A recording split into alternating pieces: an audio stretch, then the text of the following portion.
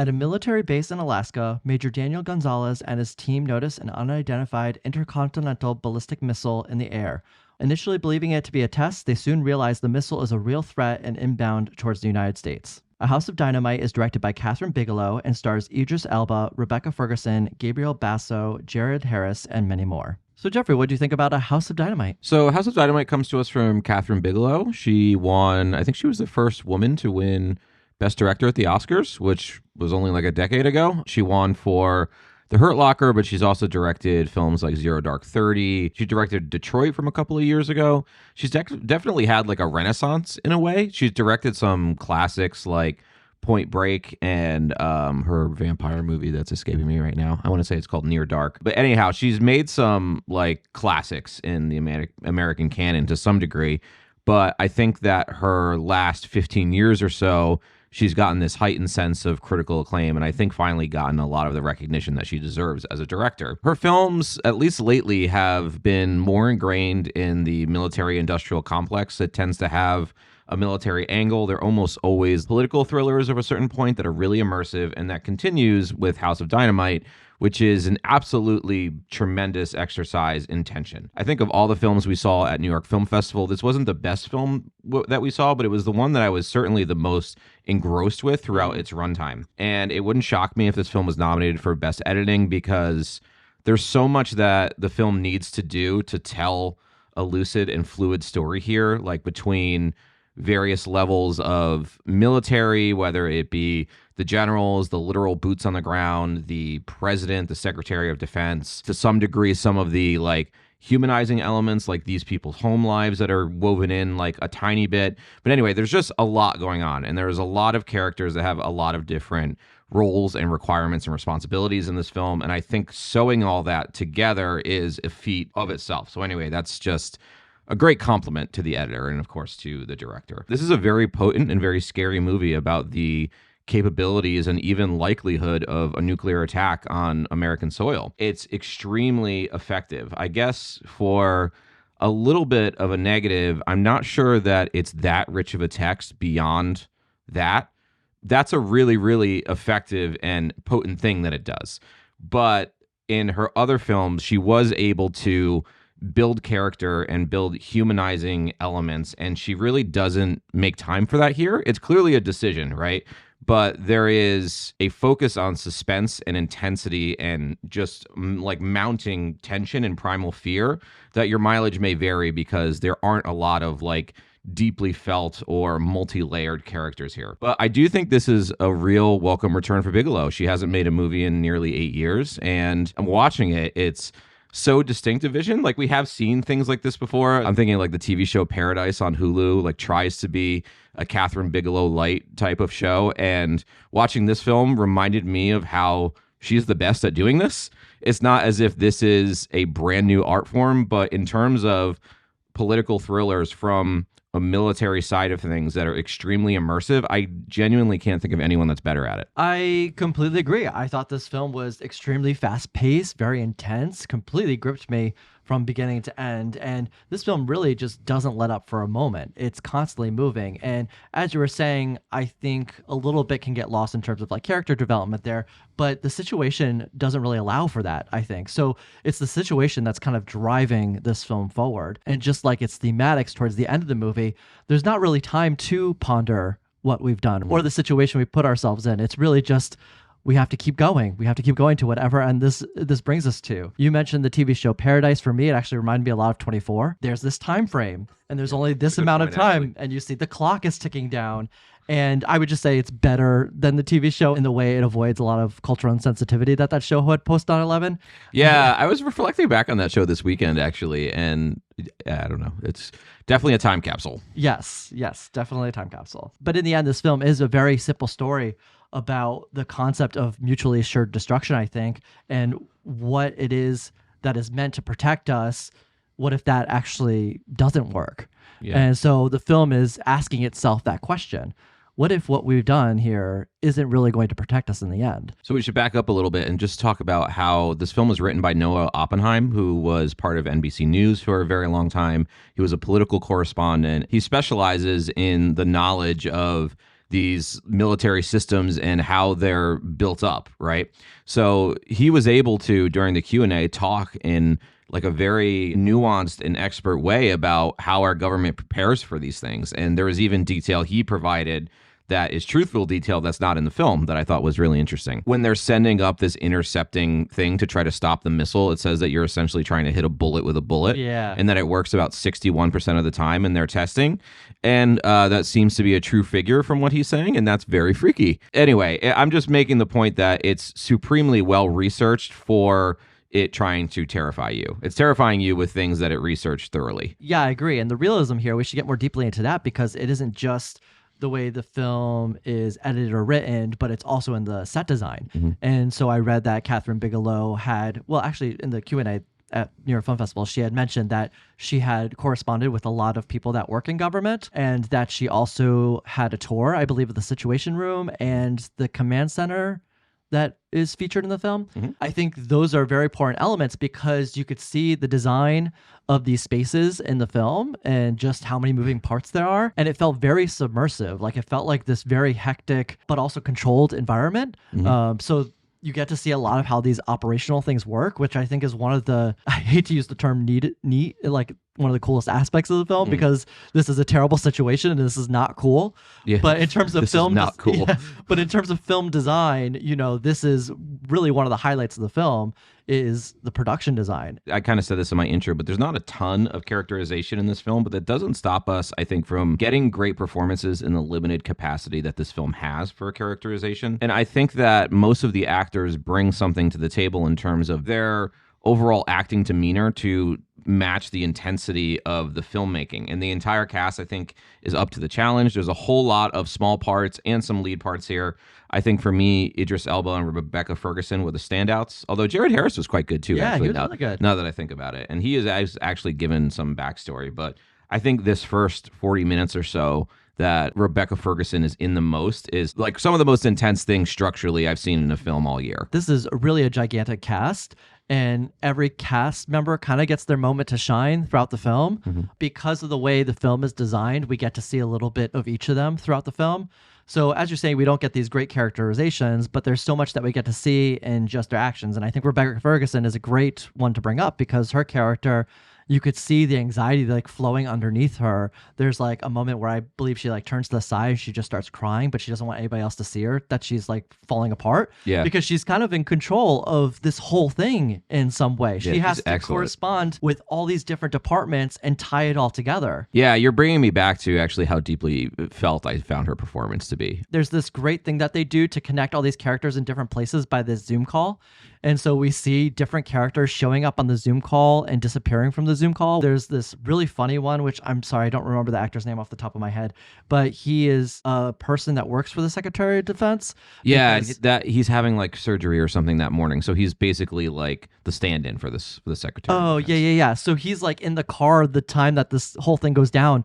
So our introduction to him is like on this Zoom call, just like running through the streets of DC. Yeah. And it's actually quite humorous just because of the ridiculousness of it. Yeah. But if you can imagine a situation like this happening, like anybody could just be anywhere at any random time and then have to quickly get to their job. Yeah. So from here, I think it's best that we get into spoilers because there is a lot about the design of this film, which we don't want to spoil because I thought it was pretty interesting, like on a first watch to see what happens. So I wanted to save this for this segment of the review. We're going to get into spoilers. We're going to get into details how the film is designed, as well as all these thematic elements that play towards the end. So if you have not seen A House of Dynamite, this is your warning to leave and come back after you've seen the film. So Jeffrey, as we were talking about earlier or alluding to, this film is broken up into about 3 parts, I want to say. Three parts. Yes, Yes. 3 parts. Yeah. And so each part follows a specific group of characters with all our other characters in the background of certain elements, which is really cool to see in this film. After this first group is done, we get this interesting flashback, this black screen, and we're brought back to the beginning. And then we see our next group of characters going through all these things from their perspective, and then again towards the end. And the way this is designed is to kind of go up the chain of command. So at the beginning, we get like the original people that are being briefed of this situation. Then the next segment, we're getting people more higher up that are in charge a little bit more of the operational aspects, as well as the Secretary of Defense. So we're kind of introducing politicians a little bit more. Yep. And then towards the end, we kind of strictly end up with politicians. And I think that's a very interesting dynamic for the film to take, or just the way it builds that towards the tippity top, because I think it's building this extreme pressure, this mounting pressure, and also a loss of, I want to say, intelligence about the situation. Is that the best way I could put it? Yeah, I mean, because with each layer, it gets distilled down and distilled down because you're reliant on the expertise of all the people leading up the chain of command to give you the highlights so that the president can make a decision, so to speak. And everybody has recommendations and everybody has very strong opinions about what the president should be doing. You said to me, I don't know if you said it in this review yet, but you did say to me in our out of theater reaction and coming out of the film that you felt like there may be diminishing returns with each new perspective and the way that it winds back in time. And I think because of the enormous tension from the first 40 minutes or so, the bomb interception failing and the revelations about the projectile being nuclear and all of those things mine for real tension, that when we start to see it from multiple perspectives, we're kind of like, oh, we know that already. You know what I mean? And the tension is still really palpable, I'd say, throughout the film, but it's not quite as palpable as those first 40 minutes because we know what's going to happen. But the thing is, the film treats them as we're seeing these events for the first time. So I'm not sure, like, how much suspense we can really mine from these, even though the characters are seeing this for the first time.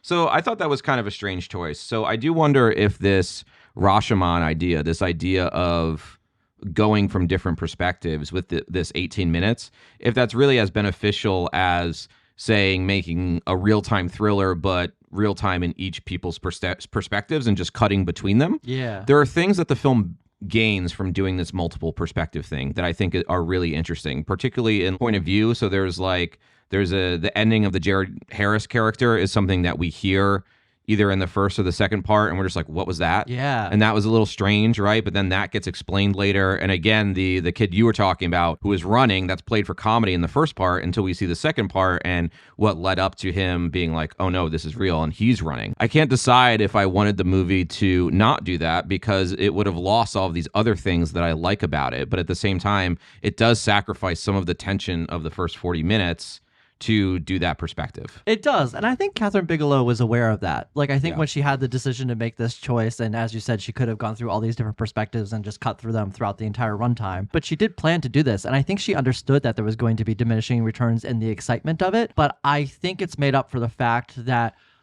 the overall thematics of the film, the way it brings us to the tippity top to the president, it's like, when do we notify him? They're talking about that on the Zoom call. They're like, let's get the president in here. And you don't even see him on the visual feed. It's just like a black screen and his voice. Yeah. So and we find out that he's like playing basketball. Yeah. Which is an interesting mirroring, actually, of the whole like Bush reading the book during 9/11 thing. I thought that they were oding to that. Do you remember that whole thing? Definitely. I thought that was definitely an ode to that was interesting and cool. Yeah, and there was that line about the people we put in power and the egotism that is required to become president. And I thought that was kind of interesting, a little thing to like feed in there. Especially in the last part, there's some pretty good proverbial wisdom that the president has.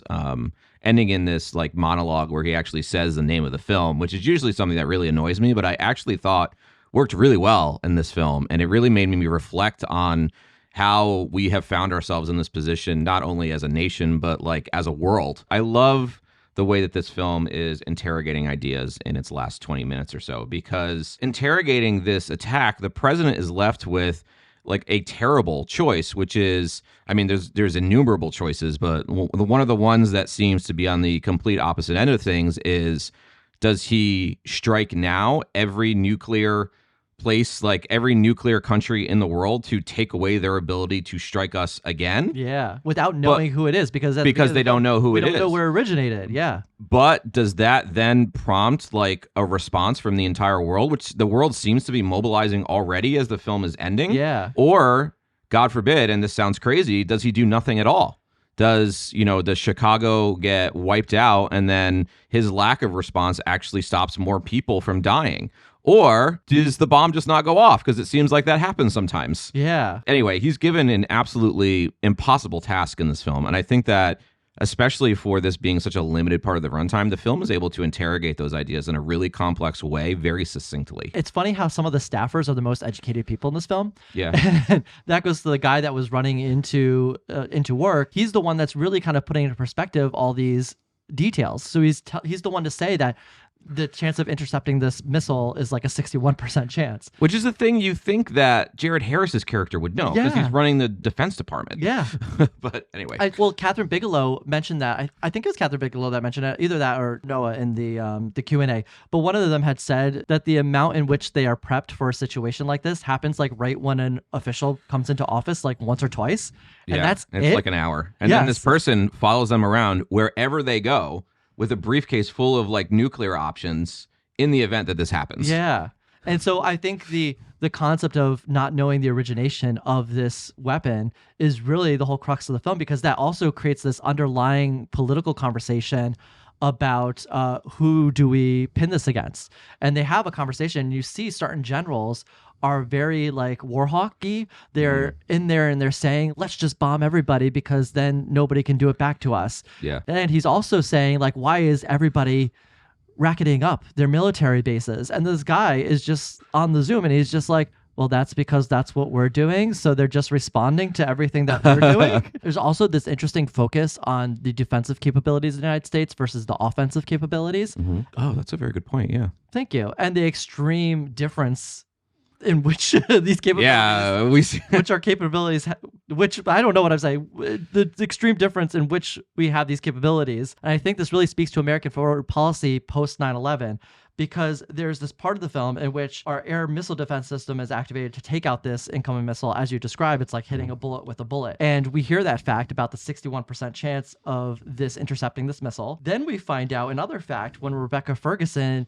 is asked, like, why don't we just fire more at this just to make sure we get rid of it? And she says, we only have 50 of these in our arsenal. And if more come, if more are launched, we need those, or else we're sitting ducks. And now you put that in comparison, how many nuclear warheads we have? Around 5,000. Yeah.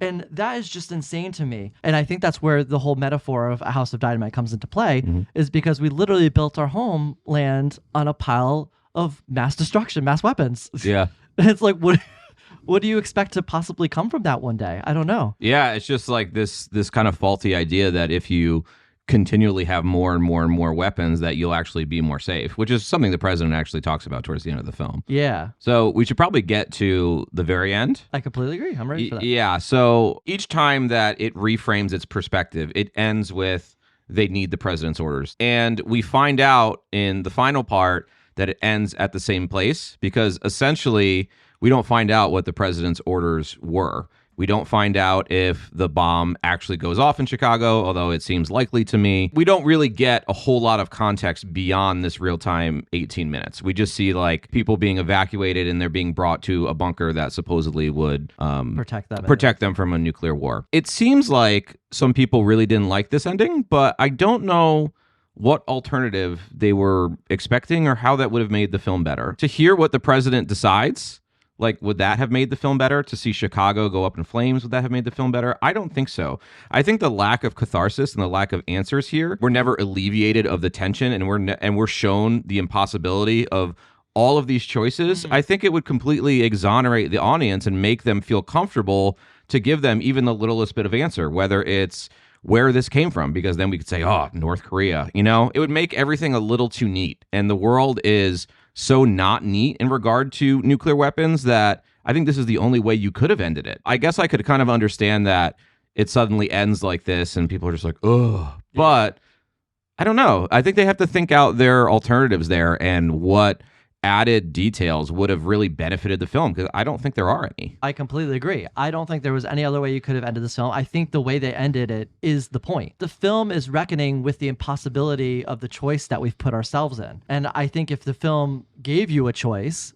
it's kind of giving you a way out, as you were saying. The whole point of the film is that we've designed these weapons to protect us. But like I was saying with the difference in defensive capabilities and offensive capabilities, it goes into that scene on Marine One where the president is on there, and the book of nuclear options are labeled like, I think, green, yellow, red or something like that. They're like color coordinated. Yeah, based off the extremities. Yes. Yeah. And they're all offensive measures. They're just like, what do we do now? And we have to use these bombs. Yeah. There's no other alternative. There's no defensive capability there. It doesn't go into it too deeply. And I think, like I said at the beginning of this review, that's because the time allotted, we're constantly in motion due to the situation of these events. We have no time to ponder the moral quandary of it. And that's the whole question I think the film is making, is like, what have we done to ourselves? And maybe we have gone down the wrong path. Like the Korean War was probably one of the beginning instances of American foreign policy changing to not be this reactionary defensive posture like it was in World War II or World War I. It became us getting involved in other affairs. It was us doing the bombing in the name of protecting ourselves from future events. But I don't think people have really considered what adversaries we're creating in that strategy. If you think about it, it's just like the more we bomb, the more we change different dictators of different countries, the more involvement we have, the more pain we're causing and suffering of other people. What do we expect those other people to eventually do back to us? Yeah, like that's how radicalization happens. Yeah. I know the film isn't going to all those things too deeply, but it's making me think about them. Yeah, it's not far off, honestly. I mean, I think the film is showing the realities of the military-industrial complex in ways that are not spoon-fed, but also just very, very abjectly terrifying. Another thing I think the film is about the importance of the people that we put in office. And I think this is highlighted very well in that Marine One sequence where the president just seems incapable of making this choice because he doesn't feel like he's been prepared for this choice. Yeah. As I said earlier, this was something that was alluded to with they only get like one training day as they come into office, and then the rest of their tenure is just without practice about these situations. It also highlights in a very strong way, who are we picking to put in this office? Do we, as citizens of this country, understand the grave importance and the decisions that might need to be made someday, and the people that we're giving power to make those decisions? But like I was saying earlier, like this film is clearly highlighting how much more intelligent everybody is underneath, lower in the chain of command. And we're putting all our faith in a president that's a politician that we just picked on maybe vibes or without the correct accolades. It was just really glaring how this ultimate decision rests on a person that we pick. And I think the importance of that is highlighted very deeply in the film. I do think, too, I said this in the out-of-theater reaction, but the fact that this film is going to be on Netflix, it means that a lot of people are going to watch it. And I think and I hope that when people watch it, they think really deeply about the level-headedness and stability of the people that are in office, and maybe that should be prioritized and that those people shouldn't be from Fox News. I think that's also important. It's the people you surround yourself besides just the president. It's like the people the president picks. Is it oil lobbyists in charge of the Department of Energy? Is it just a person, like you said, on Fox News that's now in charge of the Department of Defense? Mm-hmm. These people are so crucial, and the film is really pointing out all these mechanical aspects of how this situation would go down. It's showing all these people that are involved and how like every single one of them is very important. Yeah. And so it's very important to have intelligent people on all rings of this ladder. Anyways, are you ready to go to grades? I am. I'm actually going to give this an A-. I thought that this was just great. I know I said this before. I can't remember the last time I saw a film that was as masterful with this tension as this film was. And the thing that I like so much about it is it's a very uncomfortable, discomforting type of tension. It's not the type of suspense like James Bond is in a car chase. Will he survive? Yeah. That's fun suspense. This is real world, really ugly suspense. And it doesn't leave you the second that the film ends. And I like the way that the film is utilizing something like a mode of entertainment in suspense to make you feel and think about something that's very real world. I think that's a ballsy and interesting thing to do. And it leads to like a lot of dark ruminations on my part. And I just thought that this film was great. The only thing I would say is that because it prioritizes suspense so much and it already has a quality of diminishing returns, that I'm really anxious to see how this does on a second viewing. So when it comes on Netflix in a couple of weeks, I'm anxious to watch it again and see if it holds up in the same way. But for now, I mean, this was just great. It's one of my favorite movies of the year. I completely agree with everything you said. I also give the film an A-. I want to touch on something you just said briefly, but that is just the way in which this film, we were talking about like the production design earlier, and I wanted to mention that how she's critically looking at the military industrial complex. A note that I learned on this film was while she spoke to people that work in the military for information, she visited some of these sites.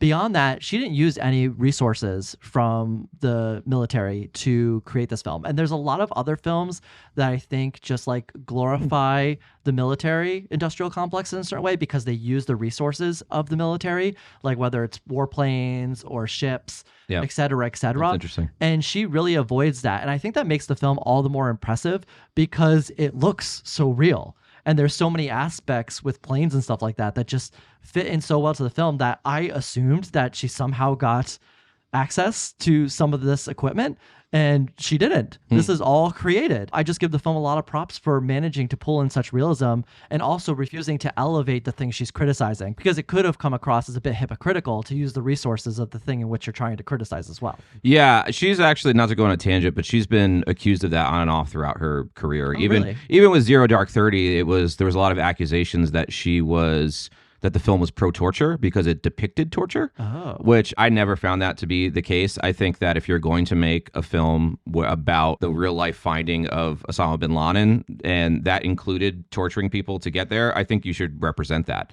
But in my opinion, I don't think she's ever unnecessarily valorized anything in the military industrial complex. I think she walks that tightrope really expertly, in my opinion. All right, so that's our review of A House of Dynamite. A House of Dynamite is coming out in theaters this Friday and will be on Netflix October 24th. Did I get that right? Yes, you did. All right, so let us know in the comments if you've seen this film. What'd you think about it? As always, thank you guys for watching, and we'll see you next time.